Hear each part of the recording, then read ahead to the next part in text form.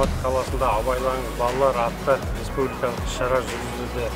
Осыған орай Алматы қаласы полиция департаментінің әкімшілік полиция басқармасының жол және техникалық инспекциясы және Алматы қаласының қалалық мобильдік басқармасымен бірге мектептер мен балабақшалардың аумағында жол белгілерін ауыстыру, орнату және жол таңбаларын сызу жұмыстары жүргізілуде.